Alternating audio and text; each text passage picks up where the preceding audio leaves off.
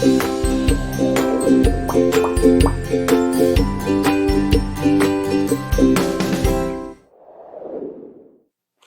guys, it's Mila on D.E.A.R, stand for Drop Everything and Read.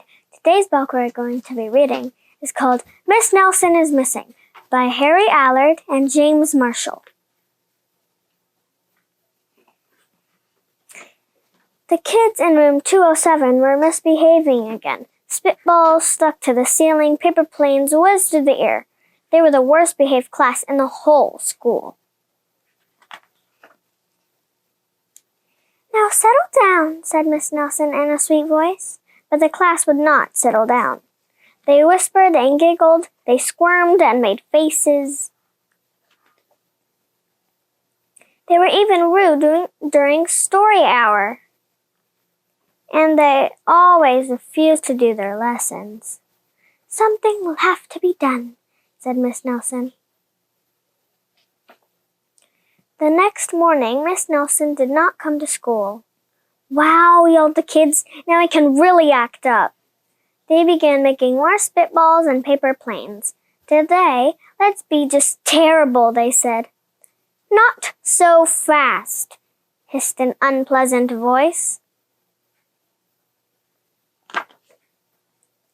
A woman in an ugly black dress stood before them. "I'm your new teacher, Miss Viola Swamp." And she rapped the desk with her ruler. "Where is Miss Nelson?" asked the kids. "Never mind that," snapped Miss Swamp. "Open those arithmetic books." Then Miss Nelson's kids did as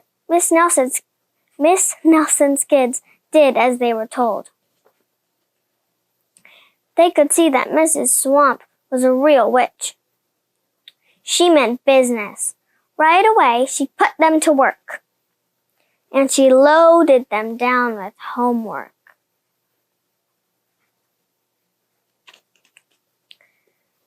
"We'll have no story hour today," said Miss Swamp. "Keep your mouth shut," said Miss Swamp. "Sit perfectly still," said Miss Swamp. "And if you misbehave, you will be sorry," said Miss Swamp. The kids in room 207 had never worked so hard. Days went by and there was no sign of Miss Nelson. The kids missed Miss Nelson. "Maybe we should try to find her," they said. Some of them went to the police. Detective McSmog was assigned to the case. He listened to their story. He scratched his chin. He said, "I think Miss Nelson is missing."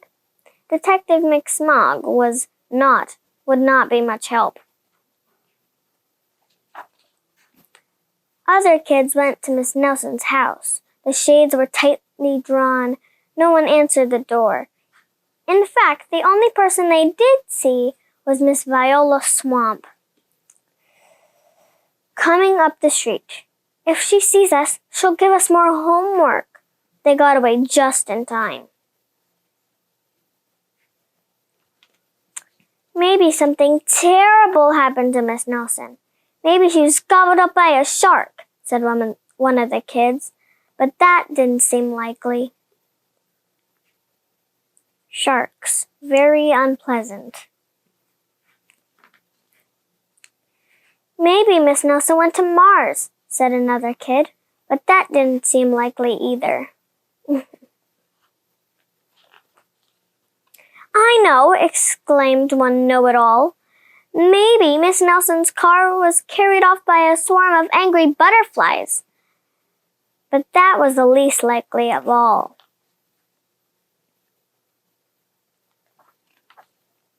The kids in room 207 became very discouraged. It seems that Miss Nelson was never coming back, and they would be stuck with Miss Viola Swamp forever. They heard footsteps in the hall. "Here comes the witch," they whispered. "Hello, children," someone said in a sweet voice. "It was Miss Nelson. Did you miss me?" she asked. "We certainly did," cried all the kids. "Where were you?"